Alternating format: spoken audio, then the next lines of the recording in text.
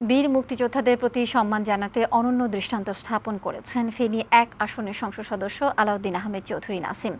বিভিন্ন উন্নয়ন কর্মকাণ্ড মুক্তিযোদ্ধাদের দিয়ে উদ্বোধন করাচ্ছেন তিনি। এর অংশ হিসেবে জেলার চিথলিয়া ইউনিয়নের জঙ্গল ঘোনা কমিউনিটি ক্লিনিক উদ্বোধন করা হয়েছে। আলাউদ্দিন আহমেদ চৌধুরী নাসিম উপস্থিতিতে এর উদ্বোধন করেন বীর মুক্তিযোদ্ধা নুরুল ইসলাম। এ সময় তিনি বলেন, এ দেশের স্বাধীনতার মুক্তিযোদ্ধাদের অবদান সবচেয়ে বেশি। যে কোনো এলাকায় প্রতিষ্ঠান নির্মাণ করা হলে মুক্তিযোদ্ধাদের দিয়ে উদ্বোধন করে তাদের সম্মান জানানো উচিত। এছাড়া মুক্তিযোদ্ধাদের এটা প্রাপ্য বলেও জানান আলাউদ্দিন আহমেদ চৌধুরী।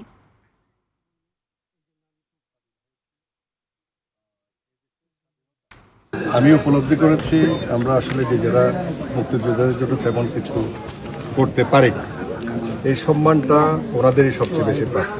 কোনো একটা জায়গায় কোনো একটা প্রতিষ্ঠান যদি হয়, ওই এলাকার জীবিত মুক্তিযোদ্ধারা যাতে করে এই সম্মানটা পায়, সেটা আমার মন থেকে এসেছে এবং আমি সেটা করেছি।